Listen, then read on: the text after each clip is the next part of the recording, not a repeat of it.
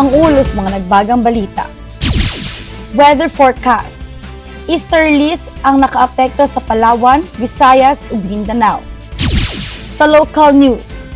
Sa kapulisan, padayon nga gilantaw ang Calamba, Misamis Occidental. Bagong UP Cebu campus nga ipatukod. Ug sa national news, ang Reciprocal Access Agreement tali Japan ug Philippines nagpalibog sa pipila ka mga magbabalaod o mga progresibong grupo. Gidinay ni Tycoon ang appointment sa DA nga payback para sa donasyon sa kampanya ni Marcos. O sa international, ang Japan, Malaysia, misaad sa pagpauswag sa kooperasyon sa depensa taliwala sa pagsaka sa China. O sa showbiz, si Angelica nasaulog sa miaging adlaw nga tawhan isip Miss Panganiban. Mibutyag si Alex Gonzaga nga nadungog niya ang miscarriage sa iyang ikaduhang pagbuntis. Og sa sports, gipanguluhan ni Durant ang Suns aron modaog samtang gitapos sa Cavs ang kadauga sa Warriors. Ang 7th PBA MVP award giangkod ni Junmar Fajardo.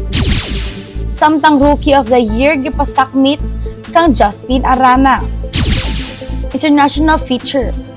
Adunay 132 ka mga namatay ug kapin 100 ang samaran tungod sa linog sa Nepal. National feature.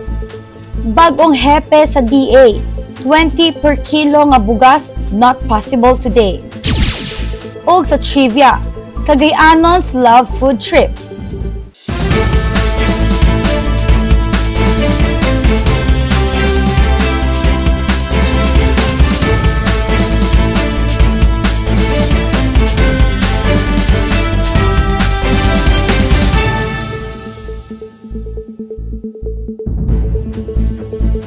Good morning Philippines, magandang umaga Luzon ug maayong adlaw Visayas ug Mindanao. Adlaw Lunes, Nobyembre 6, 2023. Ako yung alagad sa balita, Atalia Saniel.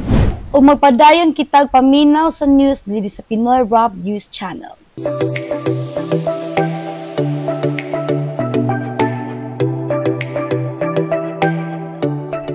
Weather forecast. Easterlies ang nakaapekto sa Palawan, Visayas ug Mindanao. Ang easterlies na ilhan usab nga trade winds o northeast trade winds mao ang nagpatigbabaw nga hangin nga mohuros gikan sa amihanan sidlakan paingon sa Ecuador. Kini nga mga hangin kabahin sa sirkulasyon sa atmosfera sa yuta ug nagdala kini og init umog nga hangin gikan sa dagat Pasipiko. Pagabot sa easterlies sa Pilipinas, nakik-interact sila sa geographical feature sa nasod nga mutulto sa piho nga kondisyon sa panahon. Ang Palawan, ang labing kasadpang probinsya sa nasod, sagad apektado sa easterlies. Kini nga mga hangin nagdala sa init ug umog nga hangin gikan sa dagat Pasipiko nga miresulta sa mas taas nga temperatura ug pagtaas sa lebel sa kaumog. Tungod niini, ang Palawan makasinati og init o panagsa nga pag-ulan sa panahon sa easterlies. Hinungdan nga gikinahanglan alang sa mga residente ug mga bisita nga mag-andam sa kalit kapag bag-o sa panahon. Ang rehiyon sa Kabisayan nga nahimutang sa sentro sa Pilipinas makasinati usab sa mga epekto sa easterlies. Ato sa ilang presensya, ang Visayas mahimong makasugat og katag-katag nga pag-ulan o pagpanugdog kilat, tungod kay ang init, umog nga hangin nga dala niini, nga mga hangin mahimong musangpot sa pagpalambos sa mga kalihukan sa convective. Ang mga lumulupyo sa Kabisayan, kinahanglan nga magpabilin nga updated sa mga forecast sa panahon aron makahibalo sa bisan unsang posibleng pagulan o bagyo nga mahimong mahitabo. Ang Mindanao, ang kinahabagatan nga grupo sa isla sa Pilipinas, dili gawas nun sa impluwensya sa easterlies. Sama sa Bisayan, ang Mindanao mahimong makasinati og panagsang pag-ulan o pagpanugdog kilat kung ang easterlies magdala og init, umog nga hangin sa rehiyon.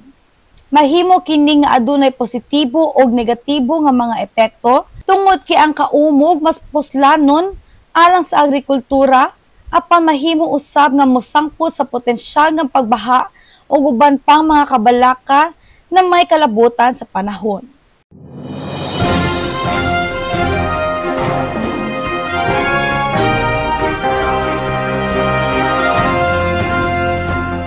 Sa kapulisan, padayon nga gilantaw ang Calamba, Misamis Occidental. Padayong gipangita sa mga otoridad ang mga posibleng suspect sa pagpamusil patay sa usa ka radio anchor sa Calamba, Misamis Occidental. Ang biktima mao si Juan Johnny Walker Humalon, usa ka 57 years old nga residente sa barangay Don Bernardo A. Neri. Sumala ni Police Alma Pescador, ang tigpamaba sa Misamis Occidental Police Provincial Office, upat ka mga anggulo ang ilang gilantaw sa kapulisan aron masusi ang motibo sa pagpatay sa biktima. Gibutyag usab ni Police Pescador nga ilang gimugna ang usa ka task force alang sa pagtutok sa kaso. Update po namin as of ngayon, meron na kaming 4 na anggulo na gitutukan sa among investigasyon. Ongoing pang among investigation, ang Misamis Occidental Police Provincial Office and Caraga MPS are conducting in-depth investigation but dili ko maka-divulge kay according sa among Chief of Police, basin ma-primp ang investigation. Meron na kaming special task group, ingon ni Misamis Occidental Police Provincial Office spokesperson. Bagong UP Cebu Campus nga ipatukod.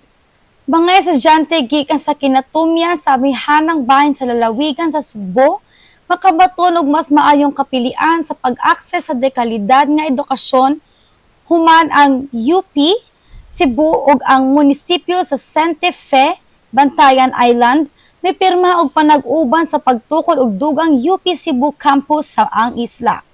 Si UP Cebu Councilor Leo Malagar ug Santa Fe Mayor Ithamar Espinosa ni pirma og Memorandum of Agreement alang sa pagpatukod sa UP Cebu Resort Campus sa lungsod ni adtong Oktubre 19, 2023. This is consistent with the vision of the new UP President to continue its mission of serving the public, especially those who are far from the center or urban areas, ingon ni Malgar. This means less expense for their families, maybe an opportunity for their students to continue helping their family and their livelihood and avoid students from being uprooted from their communities or separated from their families where they are needed. Dugang Paniya.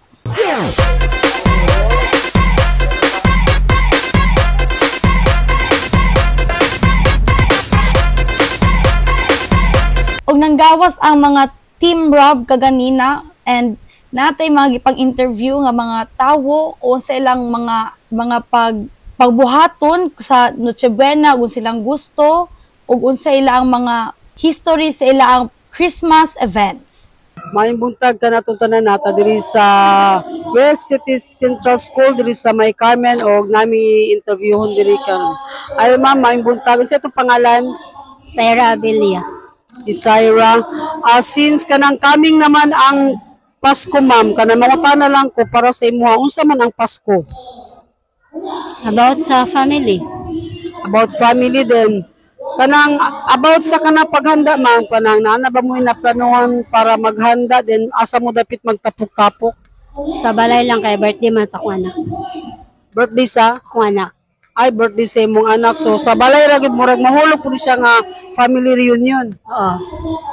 Since kanang na-celebrate naman og normal ang Pasko, ma'am, usa ni siya kanang ang inyo is magkatapok-tapok lang or kanang hatagang din ni kanang panahon nga bongga-bongga gid pud nga nagi party mahitabo. Kami-kami lang naman kay akong mama ra akong kauban dara.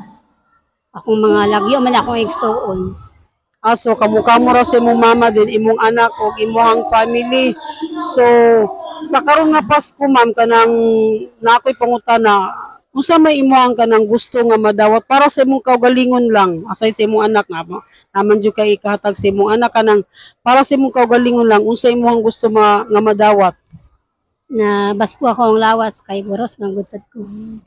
Healthy akong bibi pag gawas niya ana lang. O mo to'y kuha ni Madam no nga kanang ang iyang pangayo sa Ginoo nga baskog ang iyang panlawas tungod kay mabdus pud siya og ang iyang baby nga napod sa maayo nga kanang good maayo ang iyang pagawas diri sa kalibutan. Kaming naman gid ang Pasko no unsa may inyong para sa inyo unsa man ang Pasko? Happy ang okay kay makauban ang tanan ng pamilya. Ikaw gang Makahatag siya og love og happy sa tanan. o laylay nagkalaylay ang ilang mga pananaw sa Pasko no nga dapat silang family happy din napoy ka na mga gift giving then sa ilang family nga kumpleto sila then kanang sa kami nga Pasko gang unsa may imong ginadesire nga gusto nimo madawat nga regalo either sa imong friends or sa imong parents. Ang wala ko gusto mo dawat akong conference. Ang gusto lang ako ng kauban may piminti. Kauban sila permanente sa iyang pamilya no mo na iyang gusto nga gift nga madawat ikaw sad gang. Kaya mi Um, gusto ra gyapon ko ni.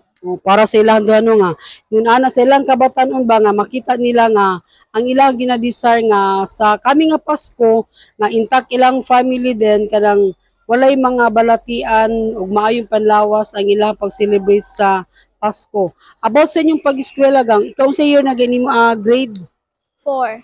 4 ikaw. 4. So classmate mong duha. So classmate silang duha.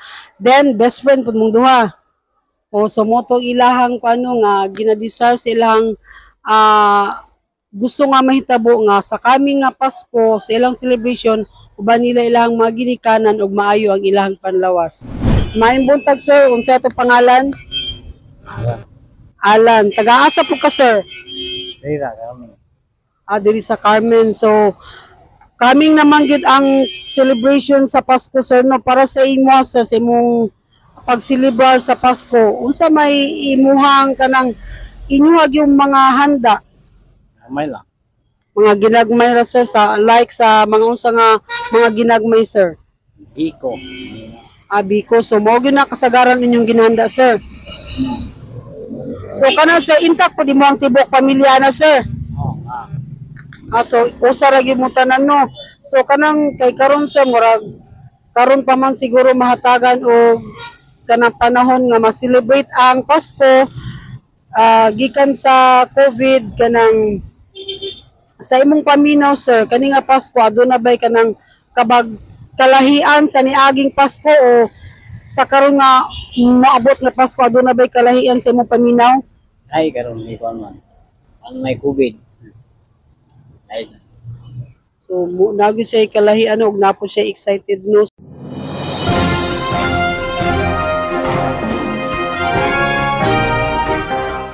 Sa national news, ang Reciprocal Access Agreement tali sa Japan o Pilipinas nagpalibog sa pipila ka magbabalaod ug mga progresibong grupo.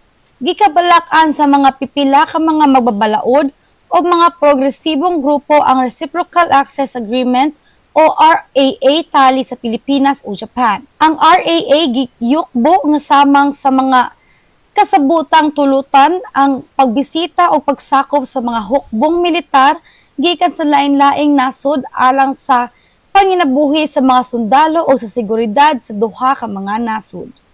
Kini usab nagdala og alarma sa mga kritiko tungod sa kahigayunan nga mahimo kini nga magsilbing paagi sa paglapas sa tawhanong katungod ilabi na sa mga kababainan.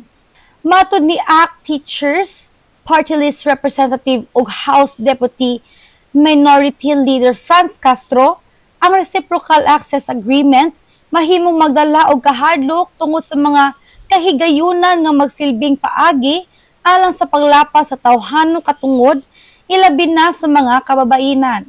Alang kang Gabriela Party List Representative Arlen Brosas, ang RAA mahimong magdala og kahadlok tungod sa kasaysayan nga magpangsulay sa mga sundalong Hapon ato sa World War II bataw sa mga comforts women. Apan gidapig sila ni Senate President Juan Miguel Mig Zubiri ug House Speaker Martin Romualdez. Matud nila, wala dapat mabalaka tungod adunay mga gabay o guidelines sa RAA nga naghatag og siguro nga dili kini mahimong abusaran. Gidinay ni Tycoon ang appointment sa DA nga payback para sa donasyon sa kampanya ni Marcos. Ang fishing tycoon nga si Francisco Tio Laurel Jr. niadtong Lunes nitubag sa mga pagsaway nga ang iyang pagkatulo isip kalihim sa Department of Agriculture o sa ka-payback sa iyang kontribusyon sa campaign fund ni President Ferdinand Marcos Jr. Sa taho sa Philippine Center for Investigative Journalism, nagpakita nga si Laurel maoy usa sa mga unang donor sa kampanya ni Marcos. Definitely, there is no payback. As I said, sacrifice na rin ito. It's for the country talaga. Yun lang masasabi ko. Ingon ni Laurel sa reporters during sa iyang first press conference. Matod usab niya nga walay conflict of interests, sanglit ni divest na siya sa iyang deep sea fishing company. Basically, nag-divest na ako. I have no more interests in all the companies I used to own. Ingon niya. Si Laurel kanhi na nag-iya sa Frabel Corporation, kansang nagunang negosyo mao ang pag-supply og presko o giprosesong seafood. Midako pa kini sa mga operasyon sa shipyard, canning, aquaculture, real estate ug power generation.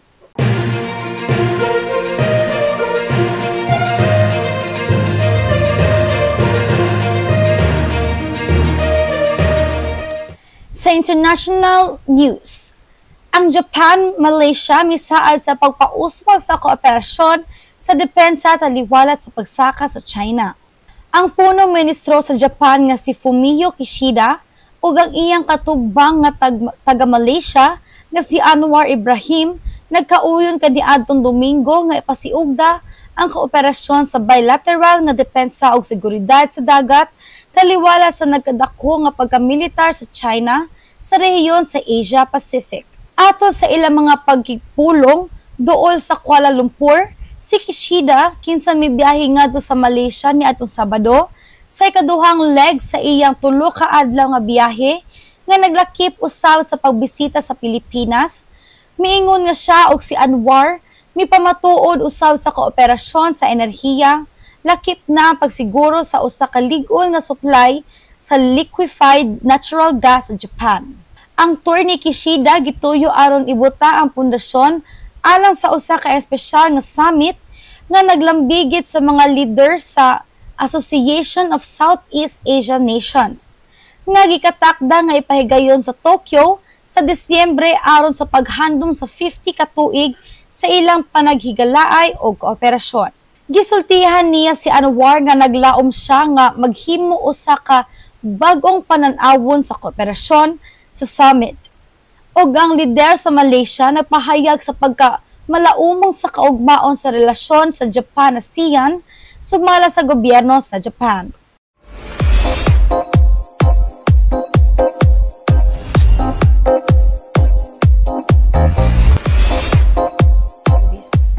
Og sa showbiz, si Angelica nagsaulog sa miaging adlaw nga tawhan isip Miss Panganiban.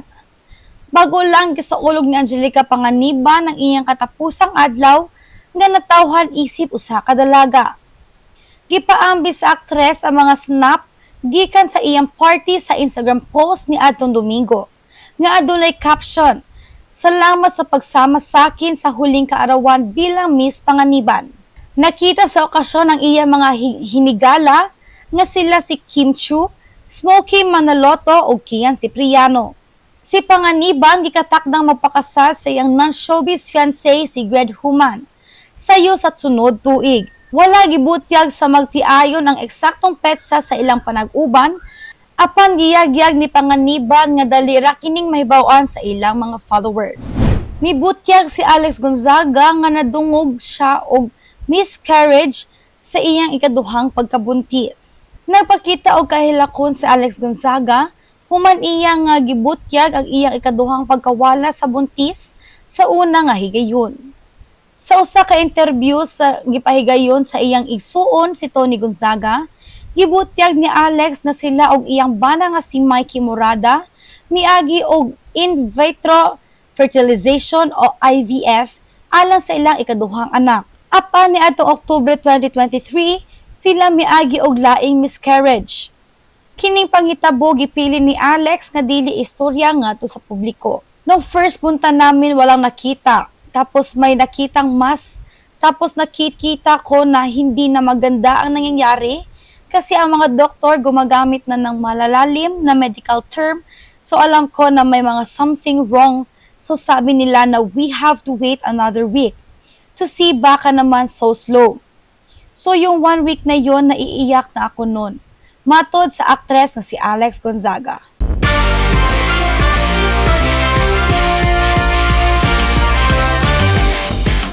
Og sa sports news, gipanguluhan ni Durant ang Suns aron modaog samtang gitapos sa Cavs ang kadaugan sa Warriors. Si Kevin Durant mi-score og 41 points aron panguluhan ang Phoenix Suns batok sa Detroit og kanhi Suns coach Monty Williams ni adtong Domingo samtang ang OG sa Britain.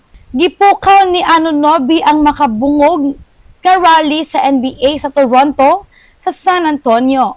Ang Toronto mihimo og 22-point fight back aron pildihon ang Spurs 123-116 nga overtime samtang ang Cleveland Cavaliers mikidlap usab nga miputo sa 12 ka duwa nga regular season nga kapildihan sa Golden State nga nagsugod ni adtong Pasko 2016. Ang Suns milabaw sa Detroit sa matag quarter samtang si Eric Gordon miamot og 21 points o 8 ka assists alang sa Phoenix nga nakaputo sa 3 ka dula nga fielding nga skid. Ang Suns wala si Bradley Beal na padaplin tungod sa mga spasm sa buko-buko o si Devin Booker na out tungod sa usa ka samad sa guya. Ang 7th PBA MVP award giangkon ni Junmar Fajardo samtang Rookie of the Year gipasakmit kan Justin Arana.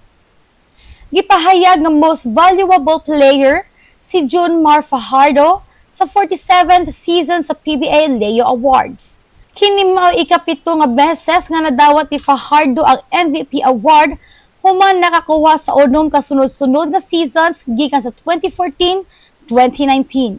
Sa tupad ni ini nadawat usab ni Justin Arana ang Rookie of the Year award. Ang mga players nakadawat og mga award gipahigayon sa seremonya sa pag-awards sa opening game sa 48th season sa PBA. Unang mythical team, Junmar Fajardo, Scottie Thompson, CJ Perez, Christian Standhardinger, Jamie Malonzo. Ikaduhang mythical team, Robert Bolick, Mikey Williams, Calvin Oftana, Calvin Abueva, Arvin Tolentino.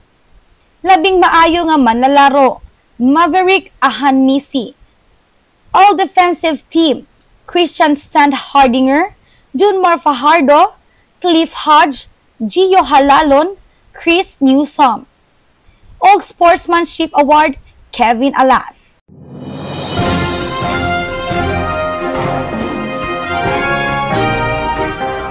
Sa international feature, adunay 132 ka mga namatay ug kapin 100 ang samaran tungod sa linog sa Nepal. Ang kinatibuk-ang bilang sa mga patay human sa overnight nga pagtayog sa mga kabukiran sa Nepal mipataas na ngadto sa 132. Ang linog nga may 5.6 magnitude misamo sa kasama sa kanhi sa kanluran nga bahin sa nasod nga bahin sa Himalayas. Sumalak kang Home Ministry spokesperson na Ryan Prasad Bataray, 92 ang mga naapektuhan sa Jajarkot, samtang 40 ang naigo sa Rukum. Gitambagan usab ni National Police spokesperson Kuber Katayat nga kapin sa 100 ang mga samaran sa duha ka distrito. Gidugang ni Katayat nga naglisod ang mga otoridad sa pagguwas impormasyon tungod sa kalayo o kawadon sa mga lugar nga apektado.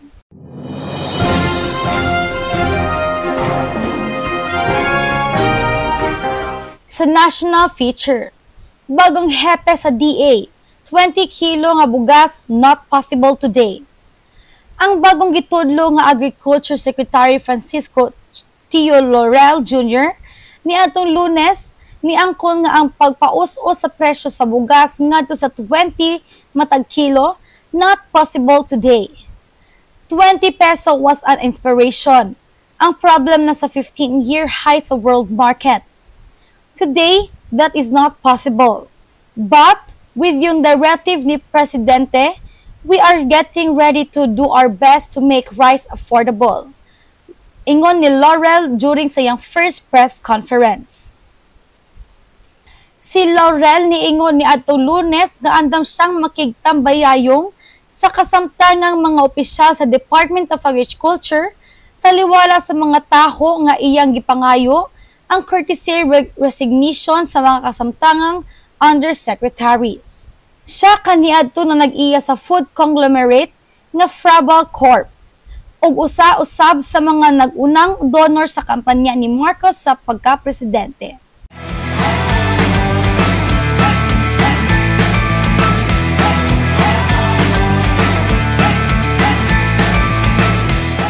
Og sa Trivia CDO, Cagayanons love food trips, budol fight.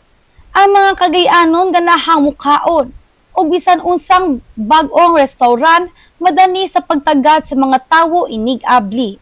Adunay usa ka butang mahitungod sa pagsulay sa bag-ong pagkaon nga makadani sa alingagngag sa mga Cagayanon. Ang naandan nga paborito mao ang mga restaurant nga nagsilbi sa mga dagkong grupo nga budol fight. Mga seafood nga restaurant nga nagsilbi nga pagkaon sa mga plastic nga bag o naghimo kanimo nga bib, red tail o chubi-chubi. O adunay bisan ang mga paboritong pagkaon sa kadalanan sa Pabayo Street. O duol sa mga eskwelahan sama sa Proben o Kwek-Kwek.